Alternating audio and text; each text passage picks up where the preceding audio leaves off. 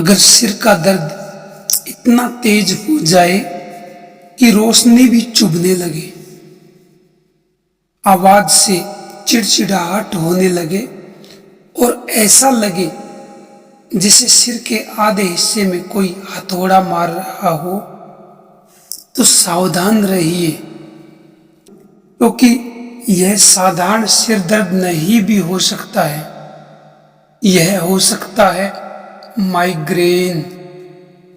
आज लाखों लोग माइग्रेन की गोली खाते खाते परेशान हैं, लेकिन बहुत कम लोग जानते हैं कि हमारे आयुर्वेद में इसका वर्णन हजारों साल पहले ही हो चुका है। आयुर्वेद में माइग्रेन को कहा गया है अर्धाओ भेदक। जी हाँ, आज हम समझेंगे माइग्रेन क्या है, क्यों होता है, इसके लक्षण क्या है और आयुर्वेद में इसके बारे में क्या कहा गया है। आधुनिक चिकित्सा में माइग्रेन को एक न्यूरोलॉजिकल डिसऑर्डर माना जाता है, लेकिन आयुर्वेद में यह केवल सिर का रोग नहीं है। आयुर्वेद कहता है जब शरीर में वात और पित्त दोष अत्यधिक बढ़ जाते हैं और सिर की नाड़ियों में विकृति पैदा करते हैं, तो एक विशेष प्रकार का तीव्र सिर दर्द होता है, जिसे कहा जाता है अर्धाओ भेदक।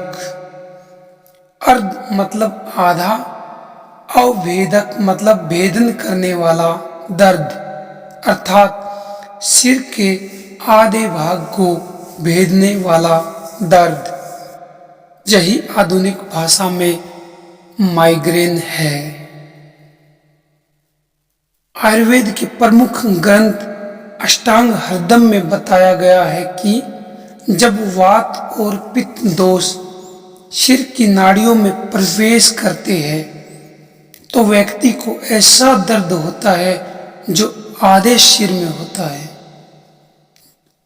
और बहुत तेज होता है और समय समय पर बार बार आता है।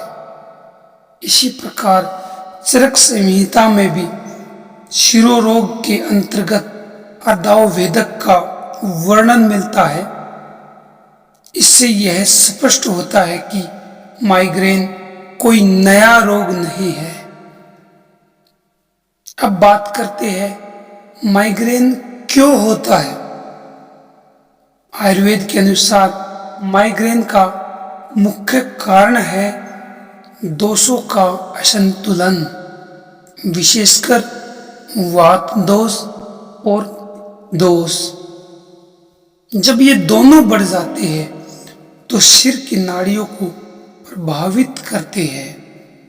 इसके पीछे कई कारण होते हैं। गलत आहार विहार, हमारे आहार के कारण हम क्या खाते हैं, कितना खाते हैं, कैसा खाते हैं, उसके कारण।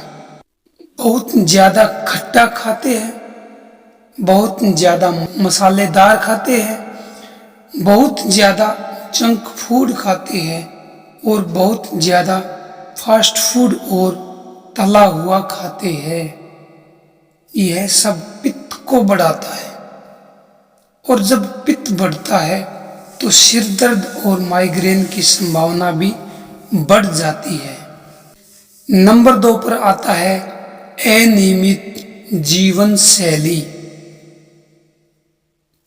रात को देर तक जागना, मोबाइल का ज्यादा प्रयोग करना, नींद न आना, ये सब वात दोष को बढ़ाते हैं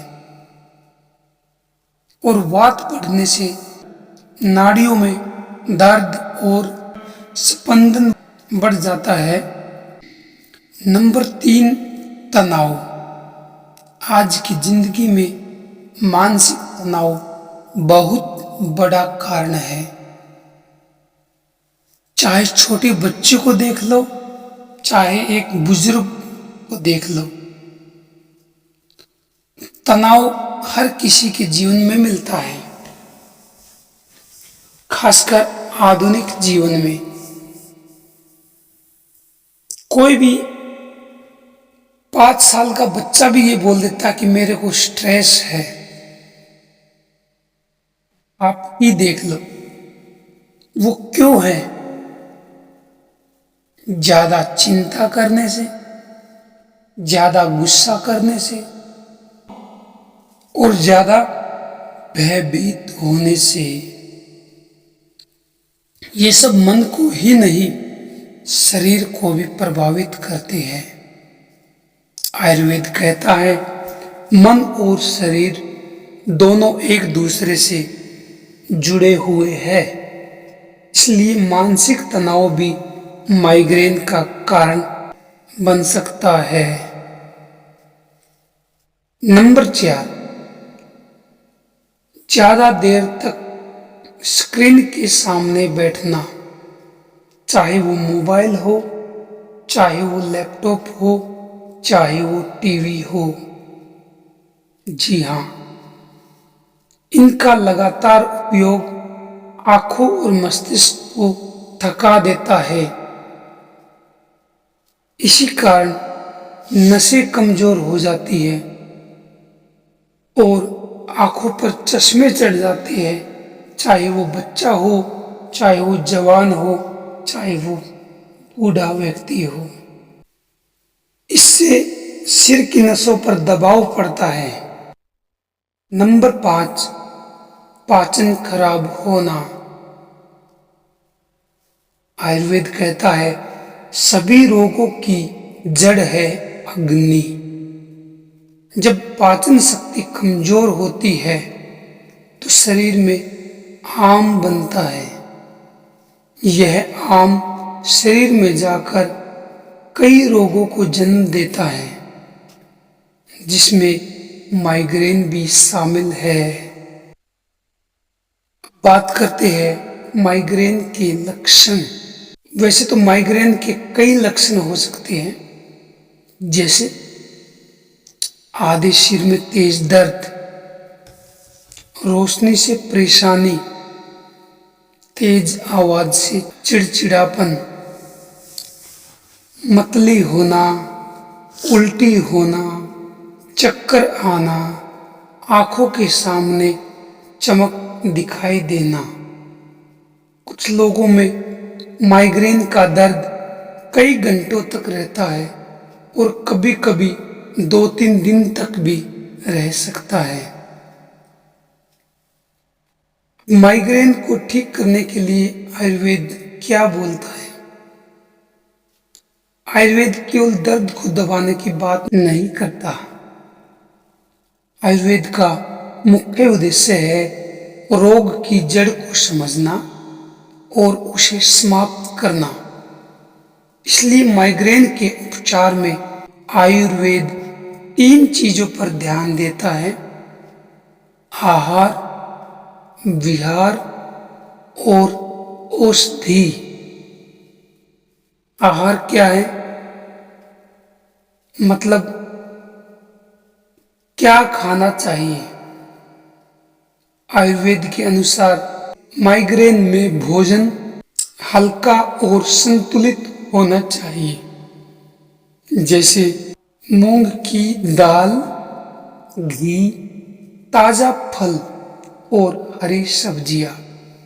ये पाचन को सुधारते हैं और दोषों को संतुलित करते हैं।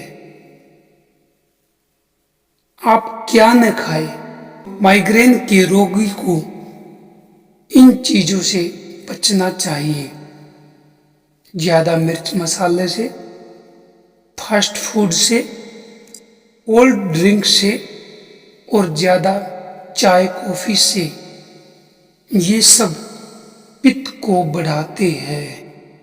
और एक सामान्य जीवन शैली होनी चाहिए: सुबह जल्दी उठना, योग और प्राणायाम करना और ध्यान करना।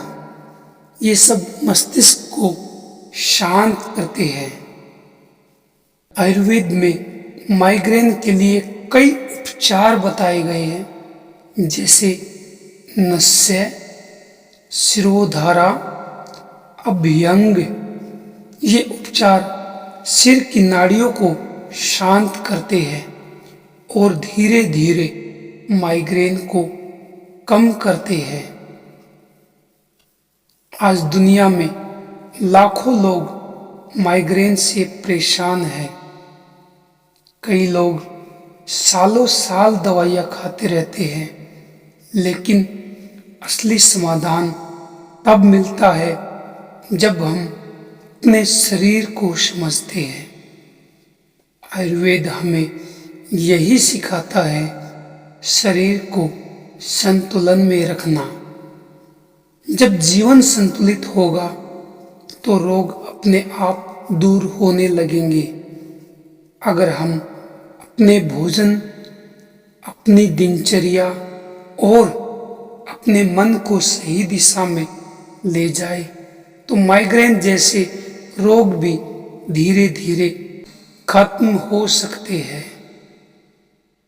और जब कोई व्यक्ति अपने स्वास्थ्य को समझने लगता है तो वह स्वाभाविक रूप से स्वस्थ जीवन की ओर बढ़ने लगता है। हम आयुर्वेद के असली ग्रंथों के आधार पर उस ज्ञान को आपके सामने समक्ष करते हैं जिसको हमने प्राप्त किया, और उसी ज्ञान को मैं चाहता हूं आप सबके सहयोग से हर व्यक्ति तक, घर घर तक एक सामान्य विधि द्वारा सब तक पहुंचे। और मैं ये भी मानता हूं इस कार्य में आप मेरा साथ देंगे। ये मेरा कोई अपना अकेले का ज्ञान नहीं है, ये मैंने ग्रंथों से पाया है और सर्वहित के लिए आप सबके समक्ष रख रहा हूं। सब तक पहुंचाने में आप मेरा साथ दें। धन्यवाद। राम राम। जय माता जी की।